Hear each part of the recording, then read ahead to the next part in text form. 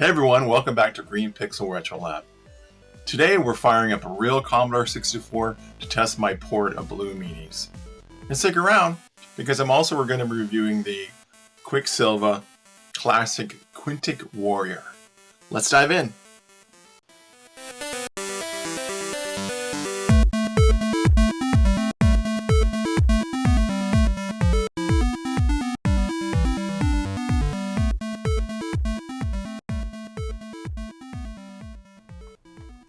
Hey everyone, the final episode of porting the Blue Meanies for the VIC-20 over to the Commodore 64. Let's review the project backlog on Trello. In the progress, we have creating instructions, creating the custom characters, and playtesting. I finished all of those, so I can go ahead and move those to the Done section. And there's one item left in the backlog, which is creating the controls for the robot, which I feel at this point it's not required. So go ahead and moving that along.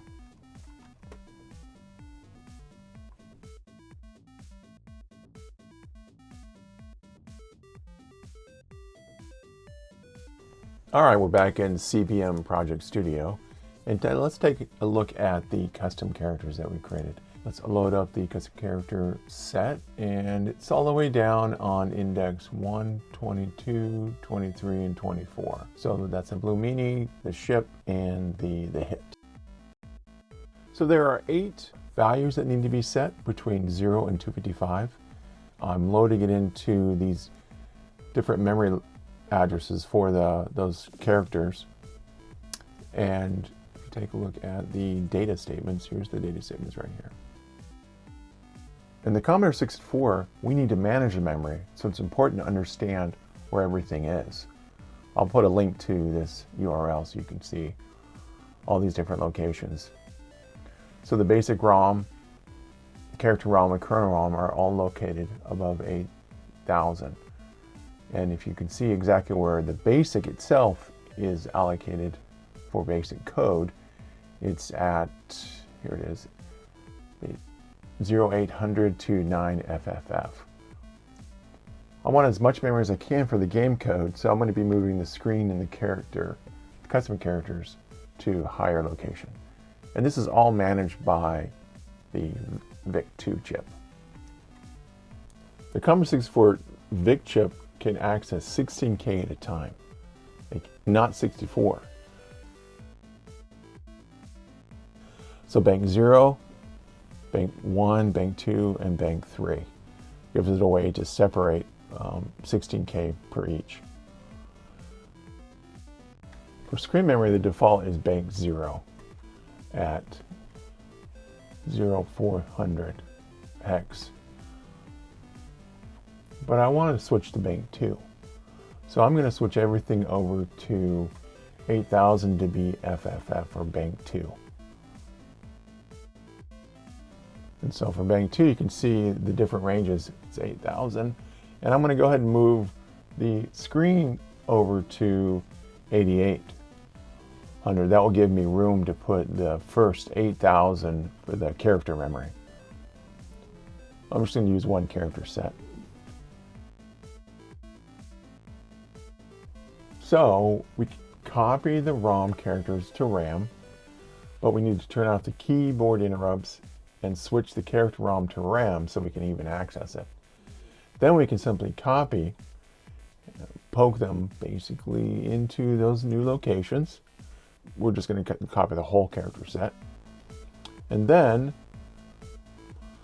so to set the screen and the character location, you can see it's the upper 4, and the character location is the bottom 4. So all together, those bits all add up to 32. So we set 32 for that location to turn that pattern on.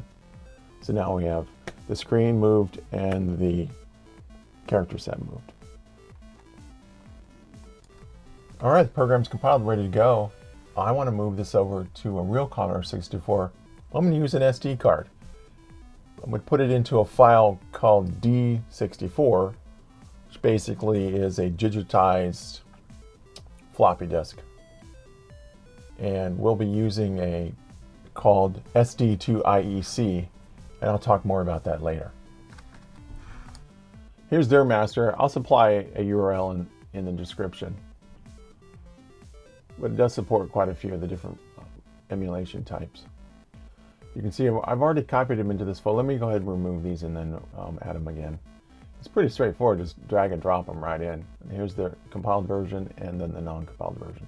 And I close it. So you want to save? Yes. So now we have a D64 file ready to go. I just need to copy that over to my SD card. All right, let's take a break from that and let's talk about Quintic Warrior. This was a game published in 1983 by Quicksilva, and the creator was T.P. Watts. I really like that tagline: "Stand alone against the sinister crabmen and mangled mutants." Okay. And this time I'm going to do something a little different. I'm going to actually install the ActionReplay cartridge. This is actually something that they used to call freeze cards, freeze cartridges that would actually freeze the game to let you kind of take control of it. You can update your lives to be infinite. You can download the game, export it. The part that I thought was interesting was the sprite control. It gives us a way to actually look at the sprites in the game, see the animations. Very similar to what we do in Retro Debugger. So let's get this installed. We press F1 to configure it in memory. And then after that, it looks just like normal Commodore 64. But now the freezer button on the cartridge is available, that we can actually press that to actually get into the menu again. All right, the game's loaded and it's prompting for instructions. So let's take a look at those.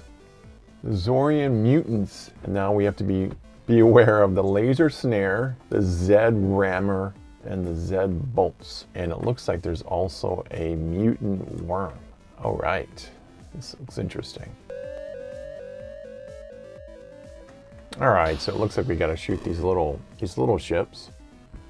Okay, and then, oh, okay. If you run over one of them, they still incinerate. But I think it takes a tenth of your life away. I don't really see that on the board, but all right, we got to watch out for these. I guess the snares.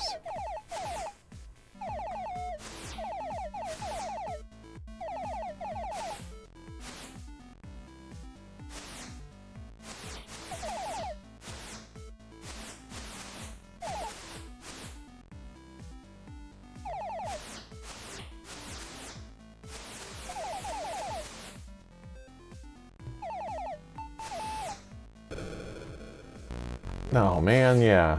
Okay, that got stuck in a snare.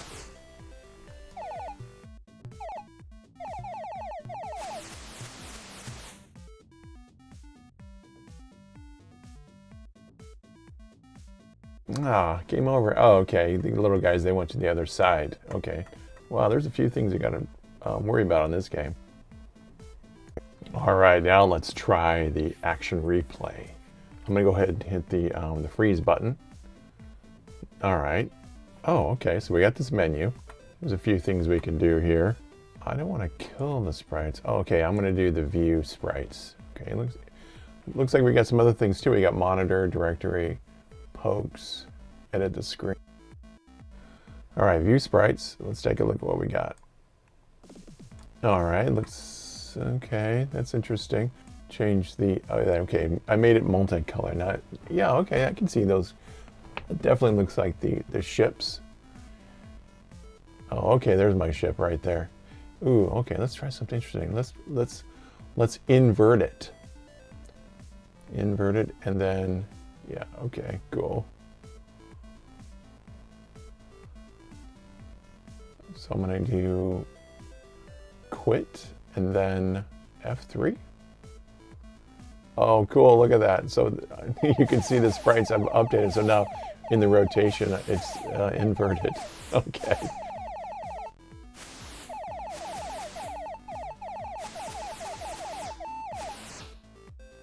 I'm gonna hit freeze again and flip that back. Okay, just invert again. Yep, okay. Oh, and yep, and then I'm back in the game. Yeah, everything looks normal again. Oh, that's kind of cool.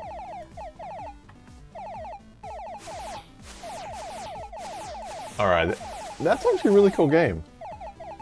Kind of reminds me of Grid Runner. Let's take a look inside the Retro Debugger and take a little deeper perspective on this. Now you can see the ships are sprites, and even, it's interesting, even the little, the snare, that's actually 3 sprites. And over on the right, we can see the custom characters,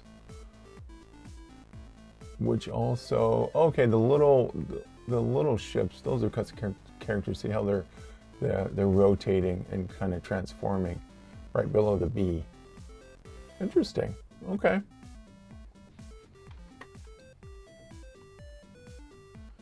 All right, it's time for running on real hardware. All right, so we have the future was 8-bit. This is the SD2IEC. It's so cool. Looks like a mini 1541. Plugs right into the serial, into the cassette port.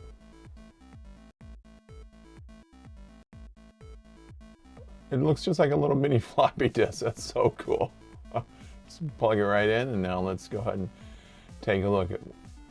So this is a device 8. So we're just going to load. We'll put all my stuff under the green folder. We just need to navigate over to the green folder, and then I can load the program up. So this actually will open up the D64 floppy, and now I can just launch the program from here.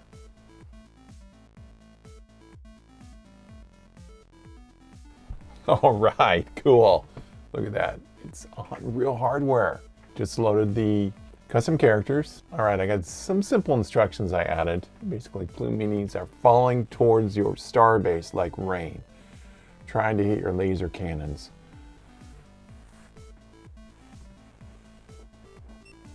All right, here's the game.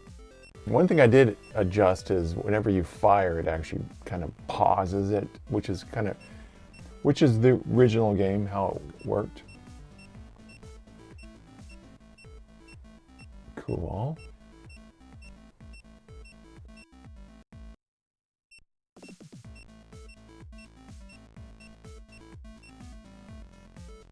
So let's fast forward here a little bit.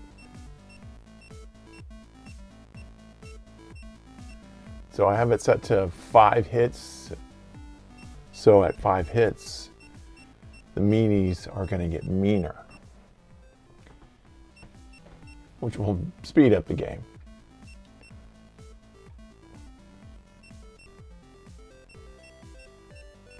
Nice speed, okay.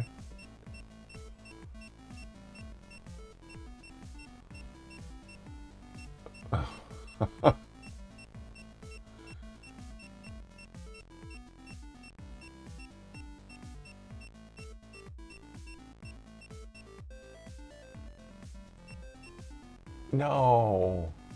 All right, overrun. And if we list it, we can see the compiled.